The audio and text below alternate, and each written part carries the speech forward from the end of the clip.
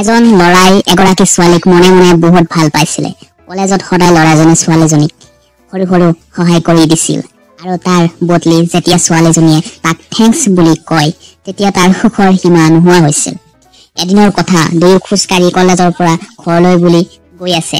তেনেতে হঠাৎ বৰষুণ আহিল আৰু দুয়ে গৈ ওচৰতে থকা গছ এজোপাৰ তলত ৰল। বৰষুণৰ পৰাত হাত সাৰিবলৈ ল'ৰাজনে ছোৱালীজনীক নিচেই কাষত পাই নিজৰ মনক বান্ধি ৰাখিব নোৱাৰিলে আৰু সি ছোৱালীজনীক প্ৰপ'জ কৰিলে।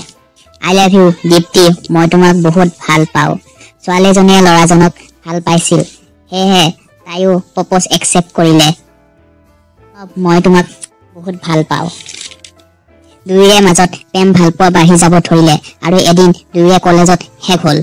চহৰৰ কোম্পানীত তাত চাকৰি পালে আৰু সি চাকৰি পোৱাৰ কথা দীপ্তি জনালে। সিহঁতৰ দুয়োৰে ঘৰৰ মানুহে প্ৰণৱক ক'লে, হে চহৰলৈ যোৱাৰ আগতে তোমালোকৰ দুয়োৰে এংগেজমেণ্ট বিয়াখন পাতি দিওঁ নেকি?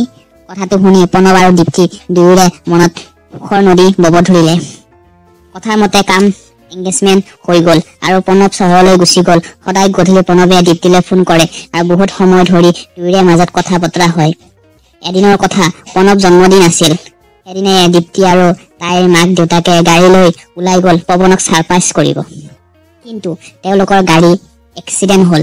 দীপ্তিয়ে চকু মেলি দেখিলে যে তাইৰ মাক দেউতাকৰ আঘাত পাইছে। তাইৰো শৰীৰত বহুত আঘাত পাইছে। তাই মাক দেউতাকৰ চিঞৰি মাতিলে, কিন্তু মাক দেউতাকৰ কোনো উত্তৰ নাই পোৱা। কিছুমান মানুহে তেওঁলোকক তিনিজনকে গাড়ীত উঠাই লৈ হস্পিতাললৈ লৈ গ'ল। মাক দেউতাকৰ লগত দীপ্তি সুস্থ হৈ পৰিল, কিন্তু দীপ্তিৰ কথা হেৰাই গ'ল। দীপ্তিয়ে কণ্ঠ হেৰাই পেলাই দিলে একেবাৰে। তাই আৰু কোনোদিনে কথা পাতিব নোৱাৰিব।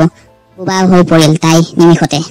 1 ঘণ্টা ধৰি দীপ্তিয়ে ফোনত প্ৰণৱৰ কল আহিছে, কিন্তু তাই কল ৰিচিভ কৰা নাই। কেৱল কান্দিছে। বহুত মাক দেউতাক চকুলো নৰোৱা হৈছে। হঠাৎ যে কিহৰ পৰা কি হৈ গ'ল। পাছদিনা আকৌ সেই প্ৰণৱৰ ফোন আহিব ধৰিলে, বহুত মেছেজ আহিব ধৰিলে, কিন্তু দীপ্তিয়ে একো ৰেছপন্স দিয়া নাই, কথা ক'ব পৰা নাই। ৰিচিভ কৰি কেনে থৈ দিছে ফোনটো। আৰু দীপ্তিয়ে মনে মনে ভাবিলে তাই প্ৰণৱলৈ এখন চিঠি লিখিব। প্ৰণৱ, তুমি আৰু মোলৈ কেতিয়াও কল মেছেজ নকৰিবা। মই তোমাৰ লগত বিয়া হ'ব নোৱাৰো। চিঠিখনৰ লগতে প্ৰণৱে পিন্ধোৱা আঙুঠিটোও পঠালে। এবছৰ পাৰ হৈ গ'ল। দীপ্তিয়ে সেই আগৰ দৰে আছে। সদায় প্ৰণৱৰ কথা মনত পেলাই হুপি হুপি কান্দে। আজি আকৌ হঠাৎ প্ৰণৱৰ সেই বন্ধু এজন আহিল আৰু দীপ্তিৰ সন্মুখত থিয় দিলে।